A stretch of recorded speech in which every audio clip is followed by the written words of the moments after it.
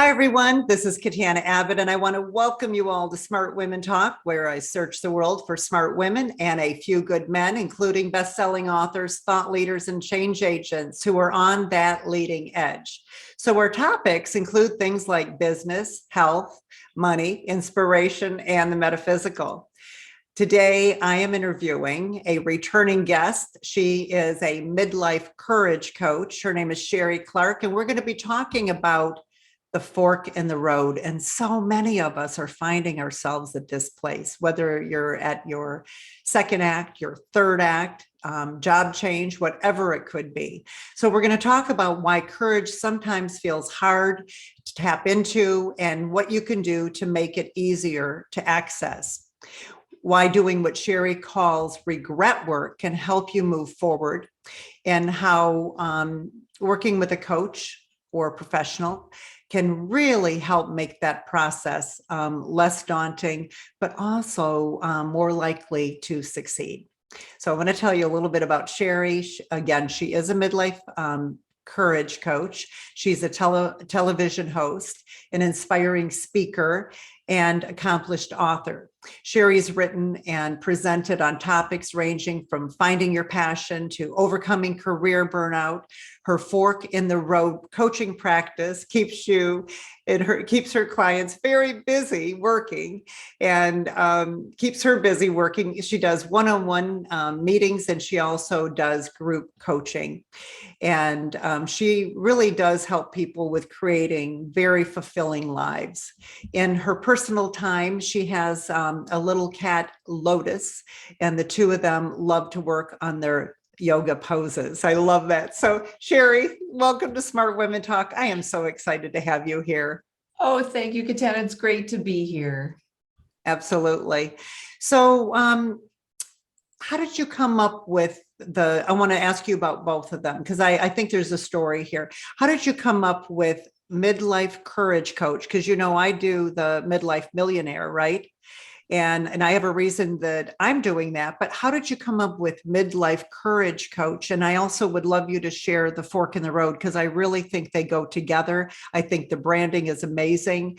And I also think that right now it's probably so hot because of what's happening with baby boomers. We have so many people that are at our age that are looking for what's next.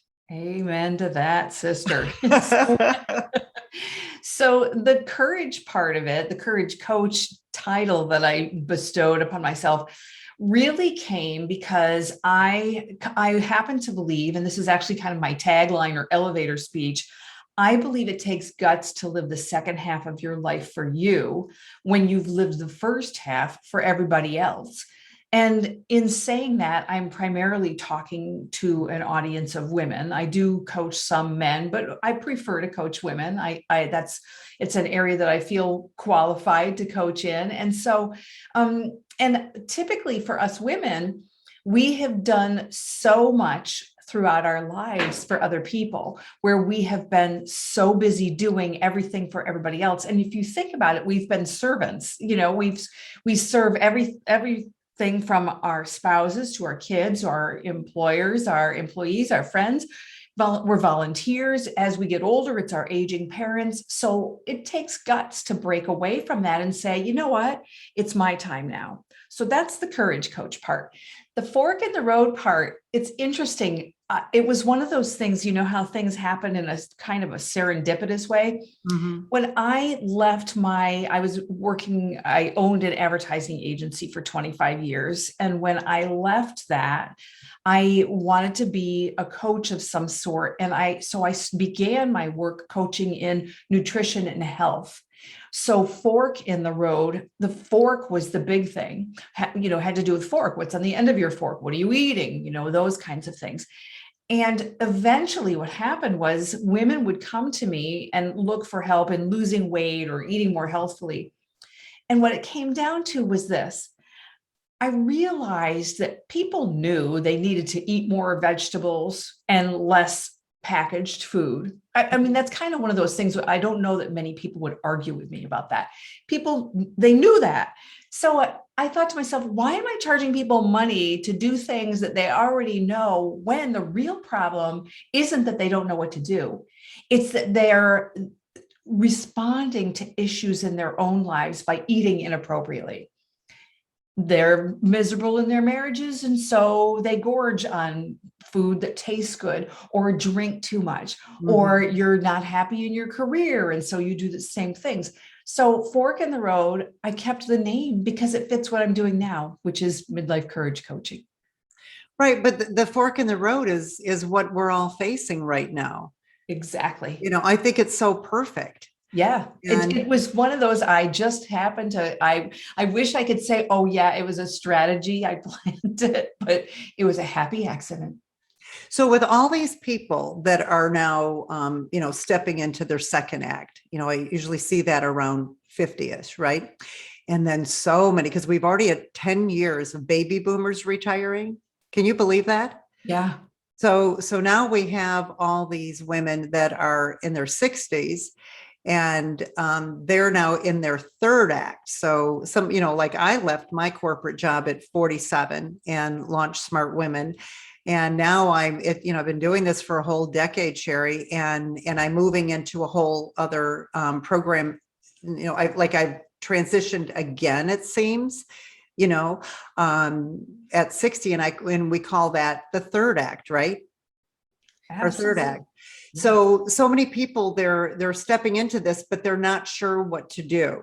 So and maybe they're looking at others. How does somebody really step into their best version of themselves? Like, how do they find out who they are and what their purpose is and what they're really here to do? I think that's one of the things you really shine with. Tell us about that.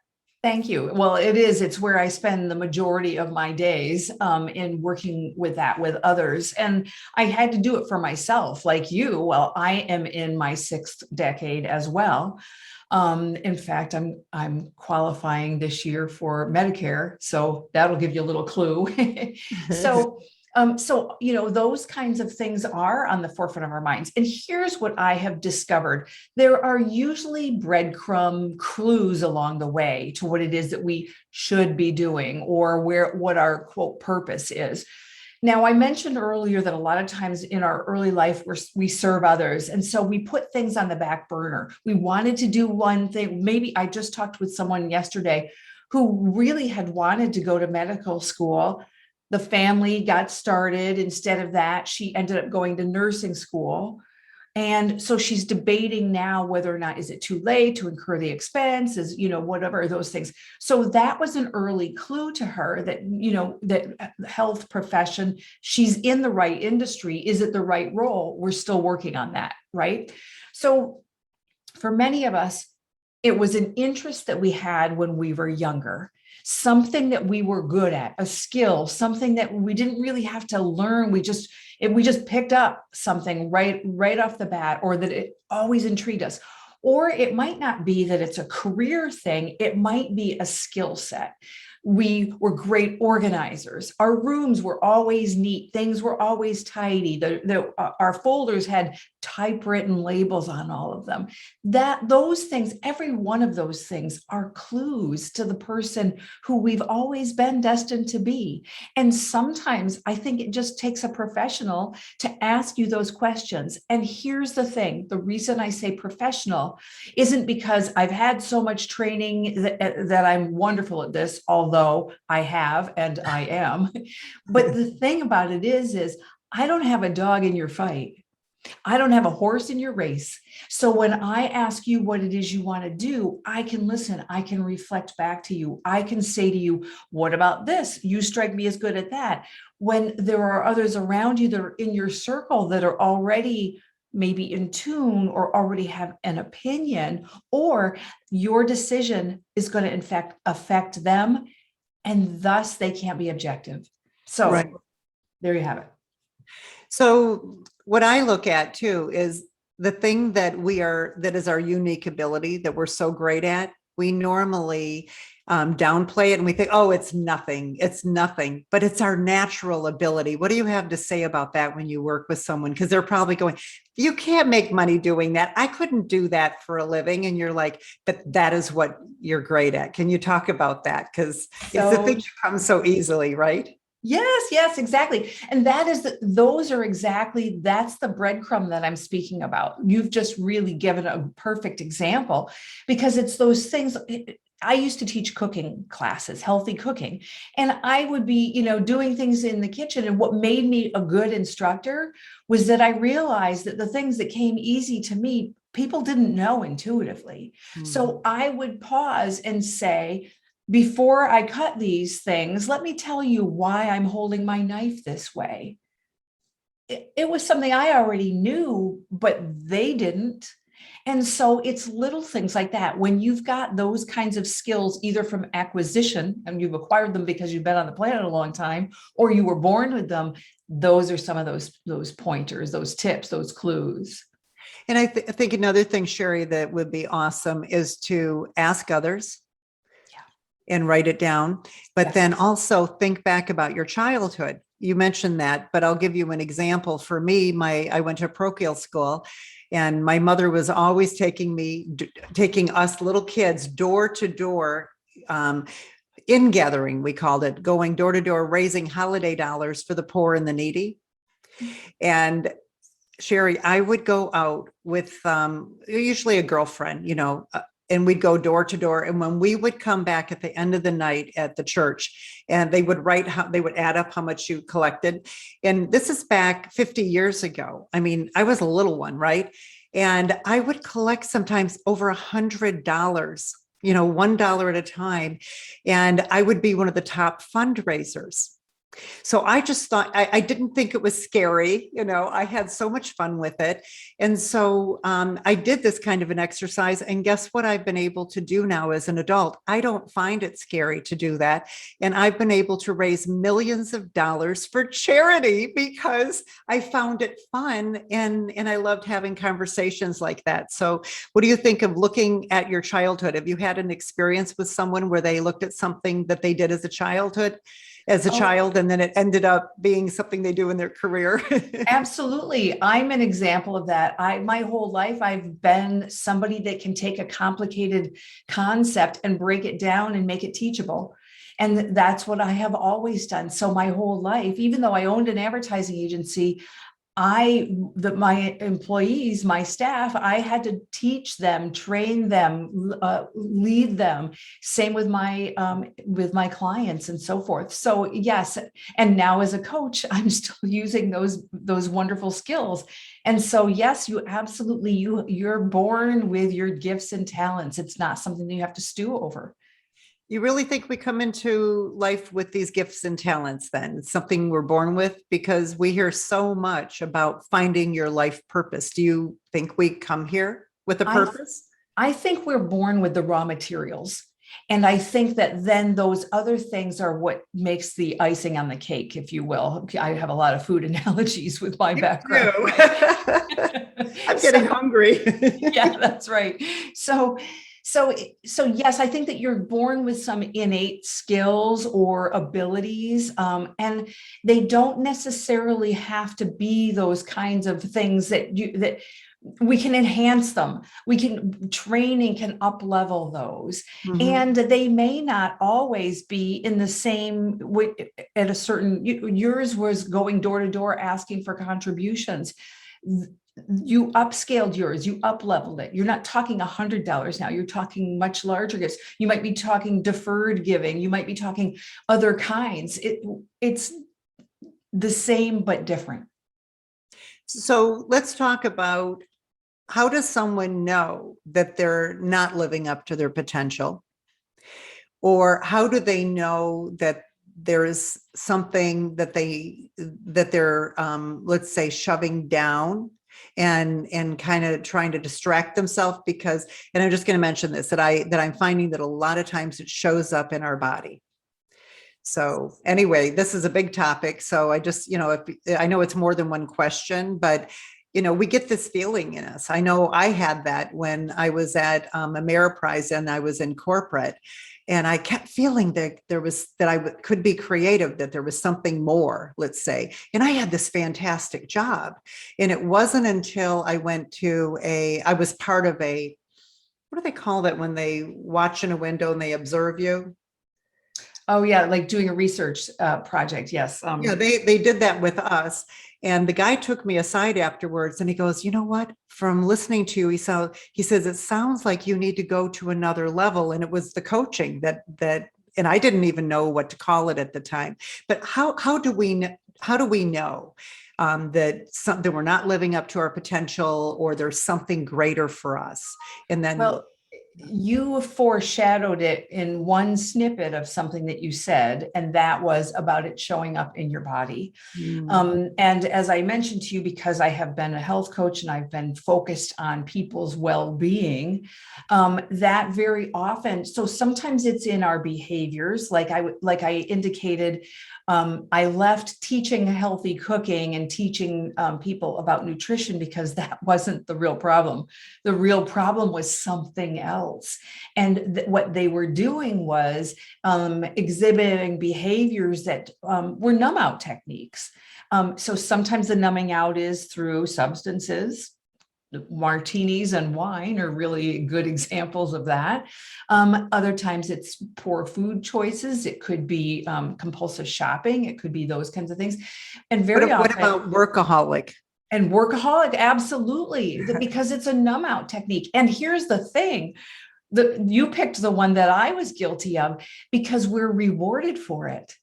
When you're a workaholic, you're more successful. You get accolades, especially in the corporate world. In my world, it was, I made more money. I was doing great things. I wrote books. I gave speeches. People were like, I don't know how you get it all done. But I was running away from myself. That's why I left advertising. I made a lot of money, but I wasn't happy. And then it, like we were saying, it shows up in the body. For me, many times my signal is one of two places, and they're both on the backside of me. My shoulders will get sore and stiff, and I will feel it there, or my lower back.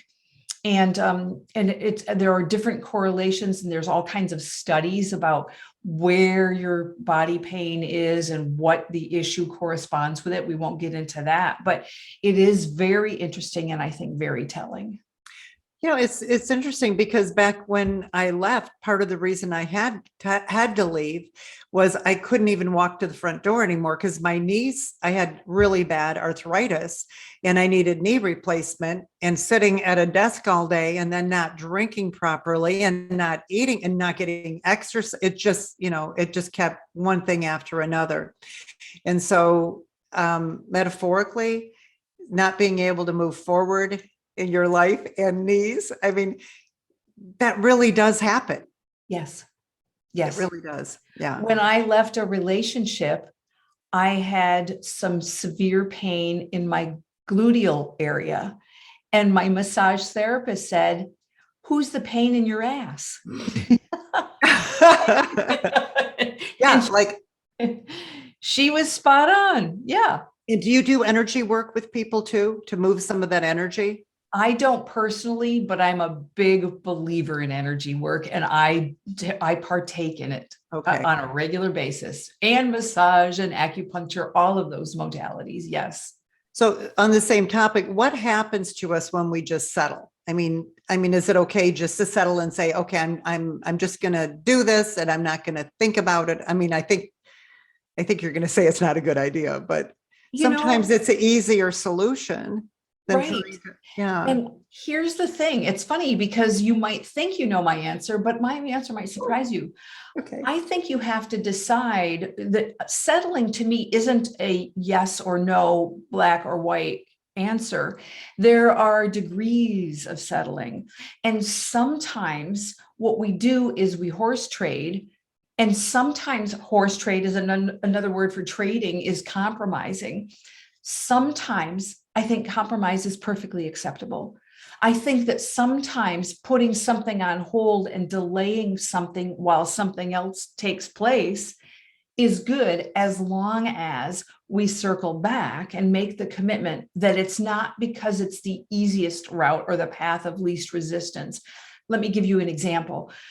I had a client who was bound and determined she wanted to start her own business. And the reason that she wanted to start her own business, when she came to me, she had never been an entrepreneur before, and came to me and she said, I want to call my own shots, run my own schedule. I want to have all the freedom. I want to just be able to, do what I want and whenever I want. So we did a little bit of work and I gave her some assignments, and she came back to me and said, I've made an important realization that entrepreneurship isn't the freedom train that I thought it was with what it is that I want to do. And right now, my corporate job makes it possible for me to do the things that are more important in my life at this moment. I might someday be an entrepreneur, but while my daughter is this young, this isn't the time for that. So some people would call that a compromise. Some people would call that settling. I don't at all. I call it prioritizing and deciding when the timing is right, and recognizing that that corporate job can make something else possible. So what we did was we worked on her mindset around that job. What was making her unhappy wasn't the job, it was her attitude toward it. So we reframed it and said, hey, this is what's making this possible. This is what's going to make this other thing possible when the time is right. Does that make sense? Yeah. Oh, yeah. And with corporate jobs, there's so much support that you get with 401k and health insurance and staff and resources and just energy. I don't think most people realize that when they go off on their own, how much work it is. And yes, it's a passion, but you normally don't work less hours. You work way more hours. And then you have to make all this money to be able to, you have to pay more in Social Security taxes, and then you have to set up your own retirement. So there's so much more to it than that. So I want to reach out to all these people that are in corporate and they're looking at all these people that are starting their careers and everything. Why don't we talk a little bit just about what those people can do to make their lives more juicy? Because I notice you are the fun lady too. I mean, you do programs and you have pajama parties and all kinds of fun stuff. How can people that maybe have a passion and they know at some point, like I did, I finally, did leave, but they have a passion, but how can they make their life more fun today? And still have that as a goal, but what would you suggest? Do you have any ideas? Well, I find learning to be fun. And so for me, one of my hobbies is learning new things. I like to read and whatnot. There's something that I encourage my clients to do. And actually I've done it myself. And in fact, I've done it very recently. I like to interview other people, similar to you interviewing me today, where you're asking thought-provoking questions.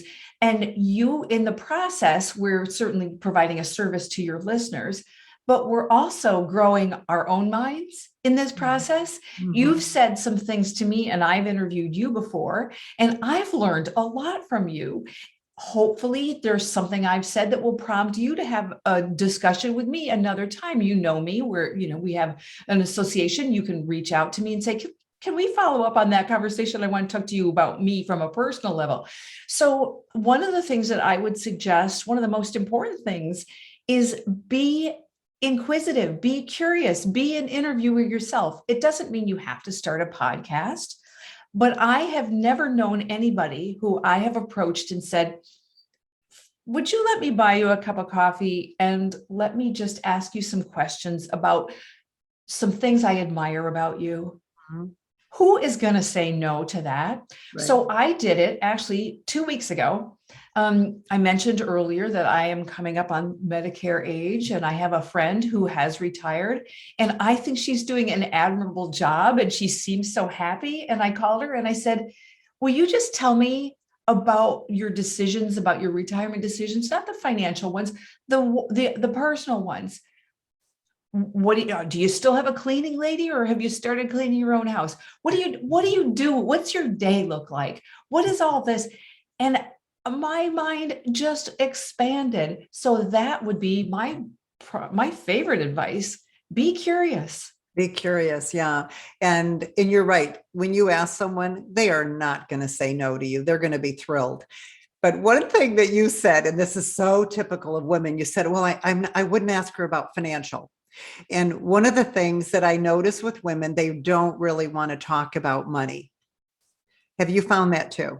Yeah. And by asking her I wasn't going to ask her the nuts and bolts about her situation, if you will. Right.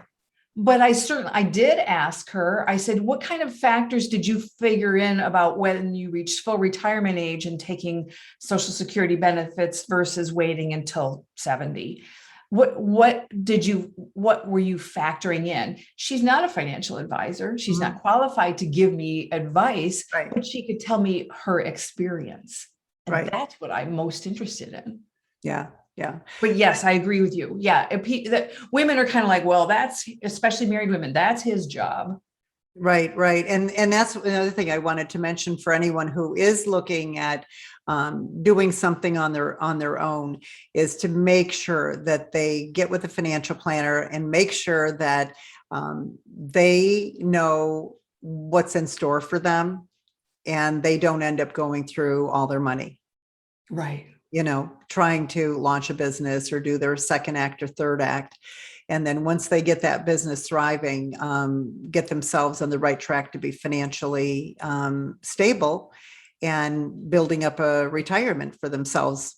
So although I find that a lot of entrepreneurs, they don't really even want to retire. They want to continue working forever. Have you found that as well? I'm thinking about it myself. What am I going to, that's why I wanted to have that conversation with my friend, was like, because we're still working has two connotations to me. One is financial, but the other is, what will I do with my time and my life? And what is my source of joy if I'm not working? So yeah, I think it's an interesting conversation. And I think that, having that conversation with a trusted financial advisor, to me, is where it starts. Yeah. Because let's figure out the money part of it. And then I can decide, do I want to keep working for the joy of it too? Well, and I think it's good to continue working, to stay involved. I don't see myself really retiring. And are you finding that most women don't plan to actually just retire and close it up? They'll stay involved some way. It's a kind of a mixed thing. And I think a lot of it depends on personal circumstances. Yeah. In some cases, it's not even a conversation that can be had. It's like, you need to work. And when that's the case, that's a different, there's a different answer to that. I think that what many women will say is, I want to stay active, engaged in life. Sometimes that means doing it for compensation. And other times it means investing my talents into other things that I believe in and support and enjoy. And one thing I want you to talk about is your health background, how important health is to longevity and aging, because I always say, health, wealth, and happiness, but you could have all the money in the world, but if you do not have your health, or you don't have people that love you in your life, all the money in the world doesn't mean anything. And so this whole idea, how does someone incorporate, self-care into this whole idea of what they do for a living, whether they're in corporate or they're an entrepreneur, and how important is it? Because if you don't use it, you lose it, in other words, right? Or I love that question, and it's so essential. We were talking earlier about energy work, and we were talking about Reiki, and I said acupuncture and all those things, massage. I do those kinds of things not for the spa aspect of it, but for the health of it. And That includes eating good quality food, moving my body, being around people who stimulate me and light me up and bring me joy, drinking plenty of water. It means all of those things. Yes, exactly. It means those things that will keep us young and vital for a good long time to come. I pride myself on not feeling my age. I am able to run circles around people that are younger than me. And I'm that way, not because I have good genes, because I don't, but because I take the time and have prioritized my health, and I vote with my dollar with regard to that. Yeah. And I think with scheduling, we have to schedule in the self-care, and we Yeah. have to schedule in the fun, and Yes. schedule in the love time, Yes. with our loved ones, whether, whoever that might be. So let's talk a little bit about anytime, there's change, we experience pain. And then so often it's just, we're so uncomfortable with it that we want to give up. And when someone is to that point, how do you help them get through it?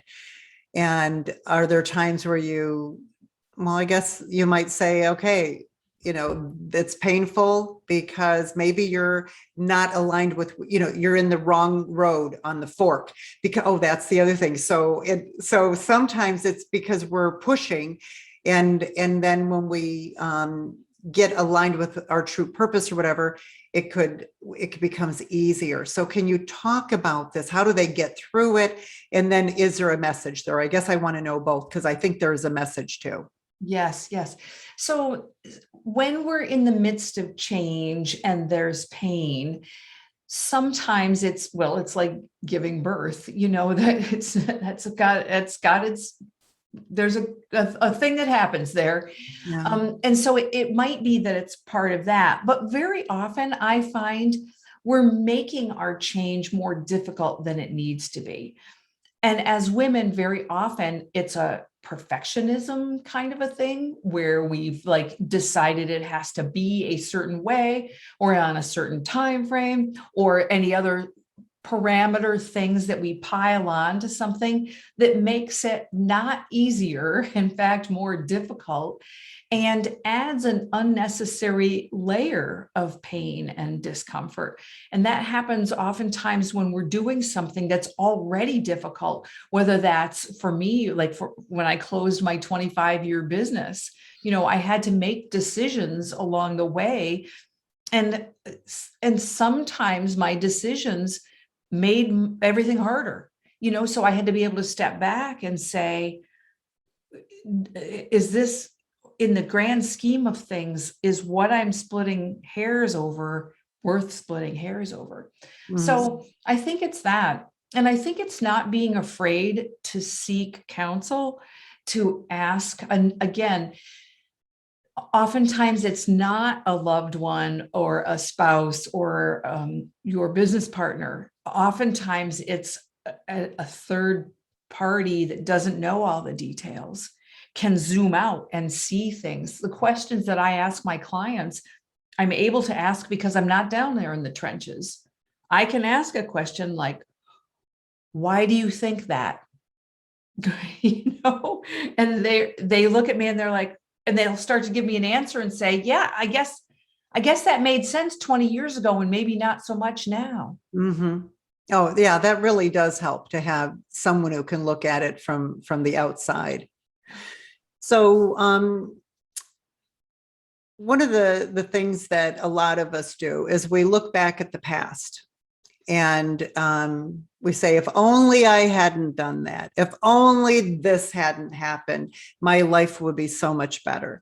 And I know we were having a conversation about what if we could go back and have a magic wand and change things. And then my husband and I were both laughing, and we said, remember the movie Butterfly Effect?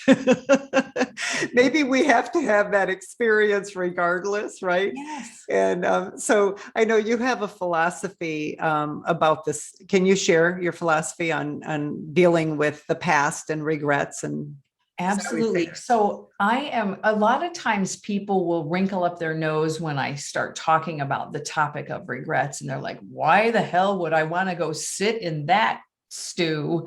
But the reality is, and you've kind of alluded to it, our regrets, first of all, oftentimes aren't universally regrettable. Let's use a marriage as an example, one that ended not happily, but the union resulted in children, or the union resulted in a career opportunity, or whatever might have happened. You moved to a new location that you might not have moved to. So it's seldom that it's all one way or the other. But the thing that I think that's important is there are lessons in our decisions that we might have made a different way had we had the opportunity. And we miss those lessons if we don't revisit them. So one of the things that I suggest that my clients do is make a list of all of the regrets you can think of, like is the big ones, the little ones, just make a running list. And first of all, I think you'll be surprised that when you sit down to make your list, that it might be shorter than you think. And that as you think of one thing and you start to write it down, you can almost reconcile it in your brain and go, well, in hindsight, I guess I don't completely regret that or whatever. So you start to let go of it, because when you can make that kind of an observation, it's released its hold on you. So once the complete list is there, and I suggest not trying to do it in one sitting, like start the list. And then when you're in the shower, let your mind roll, to think about regrets, and then go, yeah, that one's going to go on the list as soon as I towel off. Make your list and then start looking for patterns.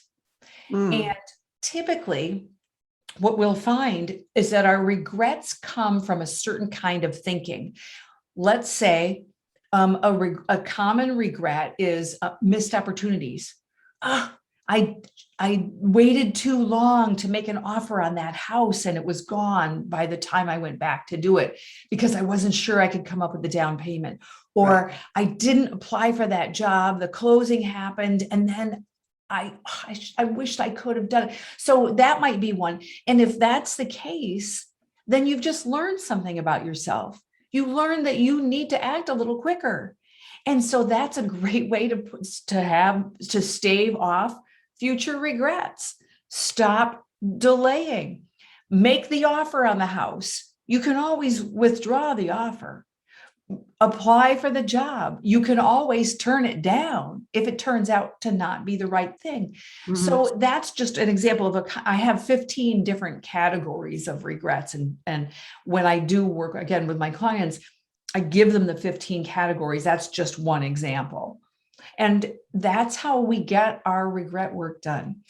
In the end of that exercise, I'll give the woman or man who's doing the exercise an assignment of a letter that I ask them to write themselves about the regret or about what they've learned from the regrets exercise. And it really is a cathartic experience in a good way, because if my experiences like that, if my exercises were painful, people wouldn't come back. And so I'm careful to make sure the lesson is better than any pain that you feel from the experience. So what do you think about this? Because I do something similar, and I find it just so rewarding, and I've done this even myself, is to write down, I am releasing, and write down all these, mistakes I made and the things I'm angry about, and a lot of regrets and resentment, but I am releasing, and I write all these things down, and I have everyone do that. And then, you look at it. I like how you even go deeper on each one, but we crumple it up, and then I live on a lake, so we have bonfires, and we throw it in the bonfire, and you do a little ceremony around that. And then after dancing and, having fun about it, then we turn around and we do, I am receiving, and we write all the things that we want to receive into our life. Yes. What do you think of a ceremony like that? I think it's fabulous, and I want to do it. Okay. I'll have to do something here around the summer solstice. Yes, absolutely. Wouldn't it be fun? And I thought about something else when you were talking about the regrets. And this is something anyone can do. And I just love this exercise because I really do believe that some of our mistakes are some of our greatest teachers. So I have people break their life down into decades. So age 1 to 10, 10 to 20, and you do all of them all the way to where you are, and even going forward if you want. But to sit down and then think about from age 1 to 10, what was happening in my life, and just kind of write about it, stream of consciousness, who were the characters, what happened, what was the theme, and do that for each decade. And then when we can see it, that entire list of our whole life, then we can go back and we can start connecting the dots. If this didn't happen, then this would, if I didn't meet this person, this horrible person, then I wouldn't have had this experience. And so I'm getting goosebumps talking about it, because when we experience something like that, when we can find the gift, we can have forgiveness, we can have closure. Have you had an experience like that? Do you do an exercise similar to that? I just wonder if you have any stories around that, because I think so often we carry all this baggage, and we need to find the gift and to understand our life is a journey. Yes. Yeah. I do something similar. This is so great. I knew we had a lot in common, and we were finding out we do some similar things. One of the things that I do differently in the exercise that you just described is, instead of doing it by decade, I ask the women that I work with to do it at whatever point they feel it should break. And I have them do it as though it were the table of contents to the book of their life. So their break might be from 1 to 6, because at 6 we moved someplace or whatever, and let them decide where the breaks are. Right. Because then that also conjures up the additional memories of, wow, this was 20-year period of time without a break because of this, or what have you. So yes, I just love that. It really does. It has you reflect. And again, you're finding the breadcrumbs. Perfect. Yeah. So do you have any examples of people that have come to the fork in the road? They've benefit, you don't have to give names, but they've had all this fear, and how they found courage, and then what the transformation was. Because I want our listeners to really hear, like, here was the before, this was the challenge, and then this was the transformation, because stories have so much power. Yes, they do. There's a lot of them. And as you were speaking, I just kind of channeled and let the one that I'm supposed to share come to me. And it's this one. And we'll call her Diane. So Diane, because that's not her name, Diane was an insurance executive. I live in Des Moines, and she actually lived in Des Moines, and it's an insurance town. And so she had a really nice, high-paying job and so forth, but there was a lot of pressure, and it wasn't something that she saw herself being in long-term. And what she really wanted to do was become a massage therapist, which is about this different. And, but it's entrepreneurial, and it's helping others, and it's all these other things. And in her mind, Diane saw it as either I'm an insurance executive or I am a massage therapist, because I can't do both at the same time.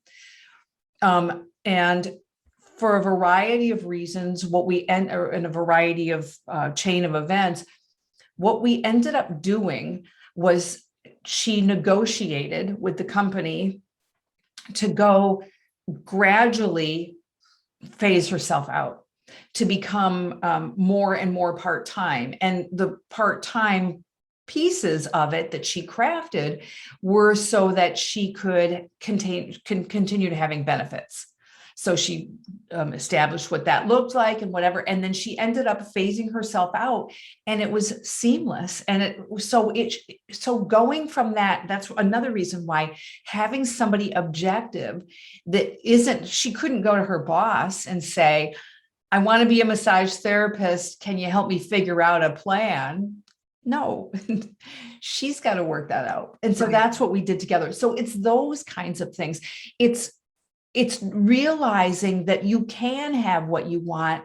It's that the destination, the road that you're on, might look a little different. The path. Maybe you're not supposed to be on a road. Maybe you're supposed to fly there or take a boat, or you're supposed to walk.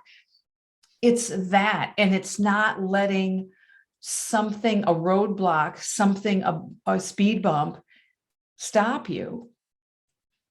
So Right. that Because would be the fear can be worse than anything. And just keep, and again, that's when it shows up in your body and right. all these other things. Yep. Wow. So for people that are listening and they're very interested in learning more about you, Sheree, tell us, what do you have coming up? How can they connect with you? How can they get on your list so they see when your pajama party is and if you're going to have another one, but it is so fun. Oh, cool. Thank you. Well, the big thing, my web address is pretty simple. It's fork-road.com. So that's www.fork, like what you eat with, -road, ROAD.com. And what I would suggest, so there's several different things you could, I do group coaching and I do private work and so forth. Get on there and noodle around. I give things away for free. There's always a gift at the bottom of the footer of the website page. The current gift is it's a game. It's a fun, everything I do is fun. Right. I think, why make this horrible? Can we have a little enjoyment on the way? Can we eat the dessert first and then get to the vegetables or whatever? Or maybe we can make a vegetable dessert, who knows? So there's a place where you can tell me when your birthday is, and I love to celebrate people's birthdays. So make sure while you're there, you do that so you don't miss out on my Sheree's birthday celebration. So yeah, just go and noodle around and then reach out to me. I don't bite. I'm one of those people that you can say, hey, can I just have a few minutes of your time? I got a couple questions for you. And I'll say yes, just like I think most people do. Kind of like you did with the lady who had retired and you wanted to know about, Exactly. yeah. Isn't that's so easy. Sheree, it's always so much fun to connect with you. And I thank you for coming and sharing your wisdom here with everyone at Smart Women Talk. Thank you so much. It was my pleasure. Absolutely. So for those who are maybe new and you haven't connected with us, you can go to joinsmartwomen.com, and you can join our community.